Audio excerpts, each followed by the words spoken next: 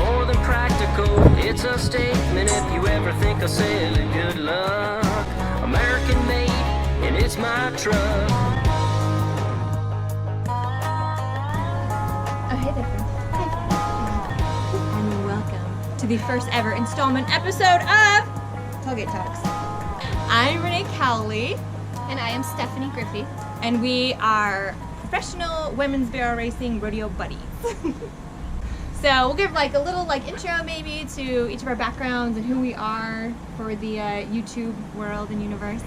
And then we'll answer some questions that we got online. So, like I said, Renee Cowley. I've been riding since I was 9 years old, but I did performance horses. I did 4-H, I did reining horses, and I was Miss Rodeo Utah and then top 5 in America. So about 4 years ago, when I was finishing my MBA program, I decided I just miss competition with horses so badly that I want to get back into it. So am I going to buy more reining horses or should I try something new? And I decided something new, and that something new is barrel racing. So about 4 years now, I've been riding fire-breathing dragons. So what about you? So I have been riding pretty much my entire life. My mom was actually Snake River Stampede rodeo queen back in the day before Snake River Stampede was basically Miss Rodeo Idaho. So I got that horse bug from my mom and really grew up kind of doing horses for fun, and then got into junior rodeos. Yeah. And then pretty much from, I'd say, high school through college, focused on reining and cutting and reining cow horses. On discipline. And then some Omoxie, some speed horse event stuff, and then got married, had kids, and really wanted to go back to that rodeo lifestyle and the barrel racing. And so with my husband, we found some horses that can do that, and here we are. I love it. So would you say that junior rodeo was your like gateway drug into horse competition? Or was it your mom? It was. Okay. Oh, I think it was a combination. I think Okay. it was my mom, and then I actually really struggled with junior rodeo. Oh. I had a horse off the track, and he was crazy. And I learned a ton from him, but I realized also that I needed to go back and get more fundamentals. And through that, I got involved in rodeo cleaning, and that kind of, as you know, Renee, takes you into the reining and learning how to, get the most out of your horse with your body and get them really supple and listening. And that is really what got me hooked, because I knew if I had those skills, that then going into barrel racing, I had a better foundation. I love that. Yeah, for me it was 4-H. Like 4-H was my gateway drug. I say it all the time. That's what taught me the foundational principles I need. It taught me hard work. And that, first and foremost, is what it takes to be good at any horse discipline, is hard work. And I learned that in 4-H. And then I learned, like you said, hands, feet, and seat. And then I went into the reining world. And then just kind of exponentially from there, I learned more about the complexities of horsemanship. So, okay, so when you're not rodeoing and you're not being a mom, what do you do with your time? What pays the bills right now?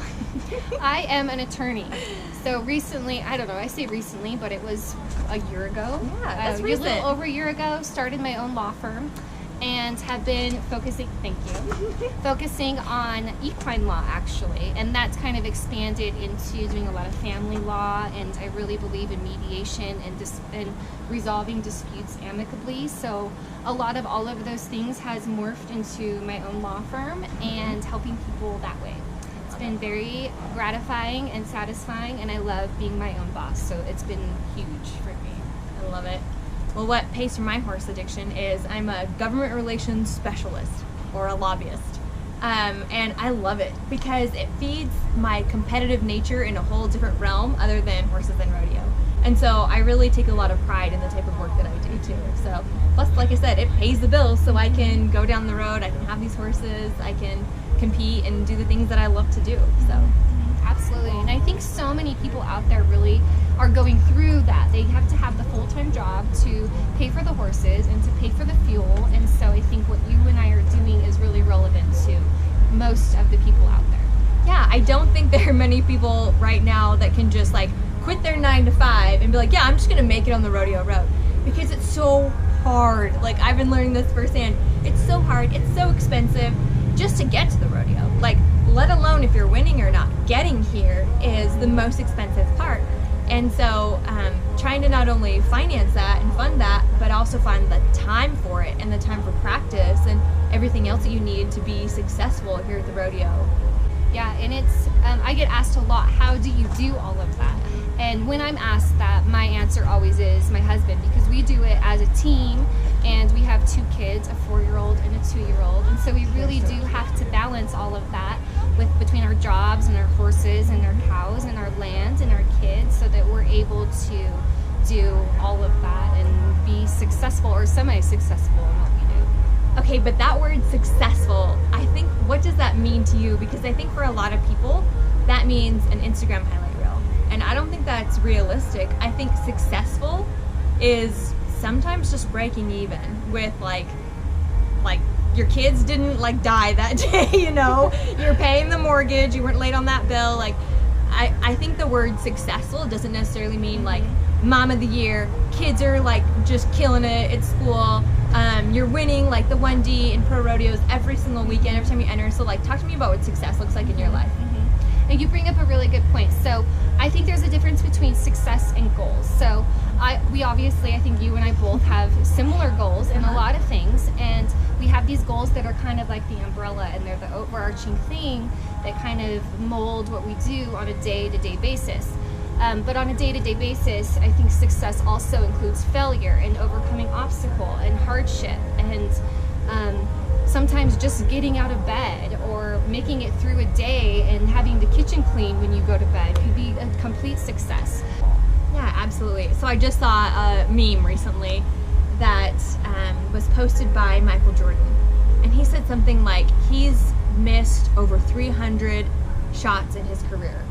He has been counted upon by his coaches and teammates to score the winning point 27 times and didn't do it.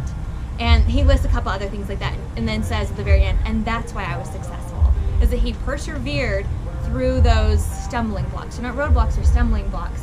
And I think that's like what makes Michael Jordan great, and that's anyone who wants to be in the rodeo world. It's a tough, stinking world. It's highly competitive.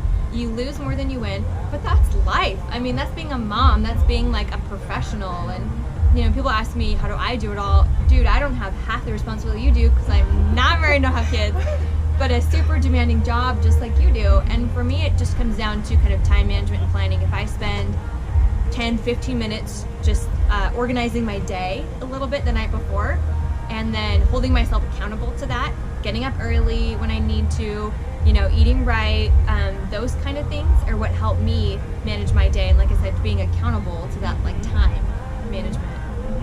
I love all of that, and I really love that Michael Jordan quote. In fact, I actually consider, I think I'm a perfectionist, and I really struggled with this over the years, because I like to do things perfectly, and I like straight A's. And the first time I got a B on a math test, I hyperventilated in junior high school. And so grades and, you know, doing things perfect, whatever that means, has always been something that I've held maybe a little bit too high. And I realized, as you said, as I've gotten older, that failure is really important, and putting yourself out there and taking those risks and failing is really going to propel you farther than playing it safe and not giving it your all because you want to be perfect. Yeah. So my mom taught me in rodeo queening, like, we learn more from our failures than our wins, and sometimes the game is to learn more now so you can be more successful down the future, down the road. So, okay, whenever we post stuff together, what is the number one question you get asked? the number one question I get asked always is, how did we meet? How are we friends? Different states, like, didn't grow up together. You know, we have similar hobbies and similar interests, obviously, but how did we meet? Instagram. Instagram. It was Instagram. Okay, I'll tell my version of the story, and then you can tell your version of the story. Okay. So, many years ago, well, 4 years ago, I guess, when I kind of first started my Instagram account, I was kind of going through and seeing, like, what accounts do I like? Who do I want to be like in the world? Like, who do I want to project myself? Oh, hey guys! Things always happening at the Burley Rodeo. So, anyway, Courtroom Cowgirl was at the very top of my list for a myriad of reasons. She was sassy, she was funny, she was stylish, and I loved that she was doing both. I loved that she had a career and a family, and that she also had horse dreams and goals, whatever those were. And I remember being like, okay, this girl's wearing like cowgirl boots and fringe jackets into a courtroom, and I always wear like double D jackets and cowgirl boots to the Capitol. And I swear, my first couple years in my profession, there were about 5 senators who didn't know my name. They just called me cowgirl. And so for me, I was very brand aware. And so I knew, like, this is my brand, and I love her brand, and I want to be just like her online. And that just honors me even to this day. So my side of the story is, I knew who Renee was, and I knew she had this big following, and I was aware that, you know, she was out there, and I would go check out her profile. And in the back of my mind, I was like, this girl, she's like far beyond me. Like, there's no way. If I even sent her a message, I don't know that I would hear back. And then lo and behold, you actually reached out to me. And you kind of told me that same story about how you saw that our worlds were blending and we had a lot of similarities. And as I just said, I was so honored and flattered, because I just didn't think that someone like me, and I was kind of this little nobody on Instagram at the time, could attract the attention of someone like Renee at the time. So it was a real honor for me, and I think a lesson too, that you don't meet someone and you don't make friends unless you try. You have to send them the message, or you have to take that chance and take the risk. Don't be perfect. Maybe get set up for failure to achieve something. So, and I'll tell you, like, the Renee years and years and years ago would have never reached out, because I had convinced myself that boss babes didn't like me, that I'm a guy's girl. Like, pretty successful women, they're competitive and they're jealous of me, and I just don't have girlfriends. I'm a guy's girl. Like, what a lie I was telling myself for so long. What it really came down to be perfectly honest and candid with you guys, is that was an insecurity on my part. I didn't think that there were like beautiful women that could also be successful and kind. And boy, was I wrong. I'm all team boss babe now. Absolutely. I think that's part of the reason why you and I attract so many people, and why so many people have asked me, and I think you too, why we're friends and how we became friends, is because in today's world, two women who have jobs and are successful and we look the same and we have a lot of similarities aren't typically friends. And it's more the angst and the headbutting and the comparison and the jealousy, rather than the camaraderie and the teamwork. So I think that is a really good lesson. In fact, I think that some of my best friends have started out being people that I started saying, no, I don't think that she and I could be friends, or there's something there that kind of bothers me, or I don't know if she's my type of person. And then I get to know her, and surprise, she's actually wonderful. And it's a really cool thing to go through that process, and then it makes you more open-minded in every way. At this very moment, someone just came to my mind, and I was like, oh my gosh, that's like my friend's story with this girl. 100% I was like, I don't know if we're gonna be friends. And we ended up being like the best of friends. So it's so true. I think it's a thing more with girls than guys, is that girls want to be competitive, and instead of building each other up, we want to tear each other down. But honestly, this is a factor of success in my world, is having other strong women around me. Absolutely. And you have to be surrounded around people who are going to lift you up, and they're going to make you happy. And what is the saying? Like, you are accumulation of the 5 or the 7 people you spend the most time with, and so you do have to choose wisely. And what's really cool, Renee, is that when we go somewhere and we go to rodeos and we hang out, you'll bring your mom, and my mom's coming to Tremont next week, and you've met my husband, and we've met each other's families, or some of each other's families, and that's way in with all of those relationships. So it's a very unique, very cool thing like that, and I think we should all strive for more of that kind of relationship. So a question that I get asked constantly is, okay, I want to start barrel racing. How do I get into pro rodeo? Like, what's the first step? And so what kind of advice would you give someone who wants to get into this sport? Find a mentor. Absolutely. And this reminds me, actually, because I asked you. So last year I was doing a lot of amateur rodeos, and I was having some success doing those. And I remember messaging you, actually, and I was like, so when is the time that you go from the amateur rodeos to the pro rodeos? And I asked you that, and you gave me an answer, and I was like, I'm there, I'm doing it. And that kind of gave me the little kick that I needed to do it. So I think finding a mentor is a really good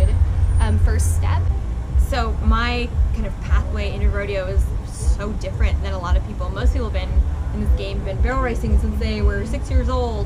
Like, no, I rode horses that were half asleep for most of my life, and then now I'm on these hard charging, you know, crazy, again, fire breathing dragons. So for me, I bought Striker in August. I started jackpotting in late September, and then I was entering amateur rodeos that December, and then pro rodeoing by like May the next year. And so for me, and then I filled my permit in under 10 rodeos, and for me it was just like go and do. So it was just enter, like stop overthinking it, just start entering, because you learn so much just by doing. And that's been my experience in pretty much everything I've ever done, is I learned by doing. My very first rodeo queen contest I ever entered, I was such a horse dork. I was the biggest horse dork ever. I had no idea what I was doing, but I learned so much from that experience, something I would have never learned having, you know, studied it out and like been coached for 2 years and then entered. Like, no, I'm just kind of a jump with both feet in, and don't be embarrassed. Like, understand that you're just starting out and that the growth from there is going to be exponential. It's so little about like what happens when you run in that gate. Same 3 barrels at a jackpot, exact same 3 barrels. It's everything that gets you to this point that's kind of tricky. So just enter. And you have such a unique story with how you started pro rodeoing and how, you know, you bought Striker. You just dove, and it is so cool, and it's so unusual, and people just need to know, if you want to do something, the only way to do it is to do it. Yeah. So what's like your best tip for managing nerves? Visualization, actually. Yeah. Oh, I think gosh. that Mom, really helps. I know. Mom always talks about visualization because my mom told you. Yes. No, I've always been The rodeo family is real. This is why. I've always been a visualizer, but I feel like you can visualize your run, and I actually saw this thing from Tyson Durfee a while ago, and it was like, try to visualize your run 10 times perfect in a row. And when you mess up on run number 2, go back to number 1 and start over. And he said that the first time he did it, it took him like 2 or 3 hours to get through 10 perfect runs and visualizing those 10 perfect runs. And so I think that once you do that and you visualize over and over and over, it builds like an internal confidence. You know, you're just confident, and it makes me feel better. And so I do a lot of that. It's a little obsessive, actually. No, that's perfect. That's something my mom tells me every time I saddle up. It's just And like, me too. visualize. Visualization does help. Another thing for me is breath work to control my own nerves, because I get very nervous, I get very anxious, but I have a very anxious horse too. So if I get anxious, he is 1,000% more anxious than that. So if I can control my breathing and like my emotions, I can control his a lot better too. Yeah, and actually you just reminded me of something else that I do. And I've just started doing this within the past year, and that's when I get really nervous, because a horse does, you know, it's a part of you, and your horse is going to feel what you're feeling. Yeah. When I get really nervous, I step off, and I will just walk my horse around. You know, if it's the event before, it's team roping or calf roping, and there's a few ropers still to go, then I'll just walk my horse and kind of get some of that energy out of myself, and then prevent that nervousness from transferring to my horse. So that's been something I've been doing lately that I really like. That's a really good Yeah, idea. I think it's been working well, actually. It just kind of like breaks that bond between you and your horse for a split second, so you can calm down and like focus on walking a little bit, and it seems to help me. I like it. Okay, final thoughts for our YouTube audience. You need to take risks.